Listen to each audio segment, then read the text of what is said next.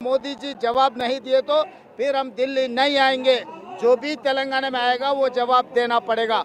Bharatiya Janata party को तेलंगाना से साफ कर देंगे, सबको दिल्ली भेज देंगे। इसीलिए आज हम लोग यहाँ पर जो डिमांड मांगे हमारे जाति के ओबीसी रिजर्वेशन 42% बढ़ाने का डिमांड है और आने वाले जनगणना में जाति गणना शुरू करना है, क्योंकि हम तेलंगाना में अच्छे तरीके से हम लोग बनाए। इसीलिए हम लोग कह दिए ये रेयर मॉडल ऑफ तेलंगाना, ये मॉडल केंद्र सरकार ने पूरे राष्ट्रीय में पूरा ये लागू करना है। इसीलिए 2 डिमांड मांग करने के लिए आज हम लोग जंतर मंतर में धरना दिए। आगे ये कार्रवाई जारी रहेंगे। आने वाले जनरल इलेक्शन इन लोकसभा तक अगर मोदी जी नहीं किए, मोदी जी को कुर्सी से उतारेंगे, राहुल जी को प्रधानमंत्री बना देंगे। हम ओबीसी रिजर्वेशन बढ़ाने के लिए हम पूरा कोशिश करेंगे। रेवंत सर, एक सवाल और है। केंद्र सरकार ने जातीय जनगणना पूरे देश स्तर पे कराने का फैसला लिया है, इसे कैसे देखते? क्या आप लोगों के दबाव में केंद्र सरकार ने फैसला लिया? नहीं, बीजेपी बोलते कुछ है करते कुछ है। ये हाथी का दांत खाने का अलग है, दिखाने का अलग है। मोदी जी जो भी वादा किया हम भरोसा नहीं करते। इसीलिए जाति गणना के बारे में लोकसभा राज्यसभा में चर्चा करना है। कौन सी सवाल उसमें रखने वाले।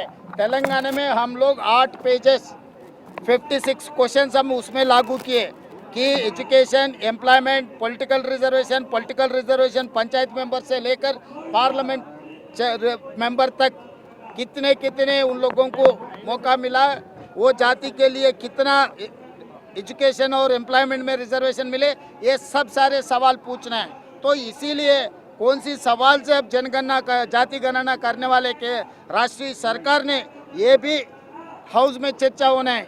नहीं अब संसद में चर्चा न हुई है तो बीजेपी वाले, एनडीए वाले धोखा देने वाले। इसीलिए हम लोग आज सड़क पे आज जंतर मंतर में हम धरना कर रहे। आने वाले दिनों में संसद में भी ये धरना चलेगी। राहुल गांधी इसके लिए नेतृत्व रहेगा। ఈరోజు కేంద్ర ప్రభుత్వ నిర్లక్ష్యం మీద మేము తెలంగాణ రాష్ట్ర శాసనసభలో education, employment, political reservation in local bodies 2 బిల్లులు రాష్ట్రపతికి పంపించి దాదాపుగా 4 నెలలు పూర్తిగా వస్తుంది. ఒక పక్కన తెలంగాణ హైకోర్టు స్థానిక సంస్థల ఎన్నికల్ని సెప్టెంబర్ 30 తారీఖు లోపల పూర్తి చేయమని ఆదేశాలు ఇచ్చారు. సెప్టెంబర్ 30 తారీఖు లోపల ఎన్నికలు పూర్తి చేయాలంటే తక్షణమే రిజర్వేషన్లు నిర్ణయించాలి. చంద్రశేఖరరావు గారు 2018లో పంచాయతీరాజ్ చట్టాన్ని చేసి 50% రిజర్వేషన్లు మాత్రమే ఇచ్చే విధంగా చట్టం చేసిండు. ఈరోజు ఆ చట్టాన్ని తొలగించి రిజర్వేషన్లు పెంచాల్సిన అవసరం ఉన్నది. అందుకే మేము విద్యా ఉపాధిలో అదేవిధంగా రాజకీయ రిజర్వేషన్ల 2 బిల్లులు పంపించినాం. 4 నెలలైన రాష్ట్రపతి ఆమోదించలేదు. కాబట్టి ఈరోజు జంతర్ మంతర్ దగ్గర తెలంగాణ మంత్రివర్గం మొత్తం ఎంపీలు, ఎమ్మెల్సీలు, ఎమ్మెల్యేలు తెలంగాణ నలుమూలల నుంచి రిజర్వేషన్లకు అనుకూలమైన శక్తులందరూ ఈరోజు జంతర్ మంతర్లో ధర్నా చేస్తున్నారు. అయినా కేంద్ర ప్రభుత్వానికి కనువిప్పు కలగలేదు. అందుకే ఈరోజు ఇక్కడనే కాదు పార్లమెంట్లో కూడా మల్లికార్జున్ ఖర్గే గారు, రాహుల్ గాంధీ నేతృత్వంలో ఖచ్చితంగా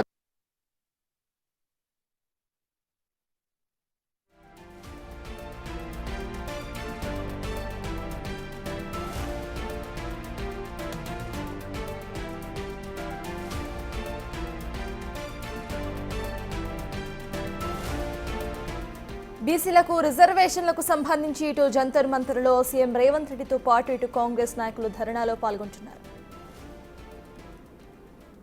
కాంగ్రెస్ పార్టీ విశ్రమించబోదు. ఖచ్చితంగా రాష్ట్రపతిని మేము అపాయింట్మెంట్ అడిగి చాలా రోజులైంది. ఇప్పటివరకు రాష్ట్రపతి గారు మాకు అపాయింట్మెంట్ ఇవ్వలేదు. ఇది శోచనీయము. మేము ఎదురు చూస్తున్నాం. రేపటిలోగా రాష్ట్రపతి గారు మాకు అపాయింట్మెంట్ ఇచ్చి మా సమస్యను విని పరిష్కరిస్తారని మేము ఆశిస్తున్నాము. ఒకవేళ రాష్ట్రపతి గారు మాకు అపాయింట్మెంట్ ఇవ్వలేదంటే ప్రధానమంత్రి గారు ఒత్తిడి ఉన్నది రాష్ట్రపతి గారి మీద అని మేము భావించవలసి వస్తుంది. నిన్న అమిత్ షా గారు, నరేంద్ర మోడీ గారు రాష్ట్రపతిని కలిసిండ్రు. ఆ సందర్భంగా వీరు ఏమైనా మా అపాయింట్మెంట్ ఇవ్వద్దని వారి మీద ఏమైనా ఒత్తిడి చేసిండ్రేమో బలహీన వర్గాలందరూ కూడా ఆలోచన చేయాల్సిన అవసరం ఉన్నది. ఏదేమైనా క్షేత్రస్థాయి నుంచి పార్లమెంట్ వరకు రిజర్వేషన్లు సాధించే వరకు మా పోరాటాన్ని ఆపము. ఖచ్చితంగా మోడీ గారి బీజేపీ మెడలు వంచి రిజర్వేషన్లు సాధిస్తాం. లేకపోతే మోడీ గారిని కుర్చీ మీద నుంచి దించి రాహుల్ గాంధీ గారిని ప్రధానమంత్రిని చేసి మేము రిజర్వేషన్లను సాధించుకుంటామని చెప్పి ఈ సందర్భంగా మీ అందరికీ తెలియజేస్తున్నాం. ఇవన్నీ బుర్ర తక్కువ వాదనలు. నేను గతంలో చెప్పినా ఇప్పుడు చెప్తున్నా. मैं आज भी बोल रहा हूँ, पिछले दिनों में भी बोला, ये रिजर्वेशन मुसलमानों के लिए कुछ बना रहे कांग्रेस पार्टी. मैं ये सवाल करना चाहता हूँ भारतीय जनता पार्टी और एनडीए को. महाराष्ट्र में मुस्लिम रिजर्वेशन आ रहे हैं. आरएसएस राष्ट्रीय कार्यालय नागपुर में है और मोदी जी ने जन्म लिया गुजरात में, मोदी जी नेतृत्व कर रहा है उत्तर प्रदेश में. ये सब जगह में आप रिजर्वेशन मुस्लिम को पूरा हटा दो, बहाना मत बोलो. ये रिजर्वेशन को मुस्लिम को कोई लेना देना नहीं है. कंप्लीट ओबीसी रिजर्वेशन है. 42% ओबीसी को हम देने वाले हैं. कहीं पर बिल में है क्या मुसलमान को इतना परसेंट दे रहा है? बिल तो है राष्ट्रपति जी का ने. मैं किशन रेड्डी जी, बंटी संजय जी को केंद्र मंत्री, ये ऐसे हवा में बोले तो ठीक नहीं रहेगी. ये लोग सोचकर पढ़कर बोले तो ठीक होगा. ఈ రిజర్వేషన్ ముస్లింల కోసం కాదు, బలహీన వర్గాల కోసం. ముస్లింలను బూచిగా చూపించి బలహీన వర్గాలకు అన్యాయం చేయాలనే ప్రయత్నం చేస్తున్నారు. ఇట్లాంటి చిల్లర మల్లర ప్రయత్నాలు బలహీన వర్గాలు చదువుకున్నారు, ఈరోజు అవగాహన ఉంది, వాళ్ళందరూ కూడా బీజేపీకి గుణపాఠం చెప్తారు.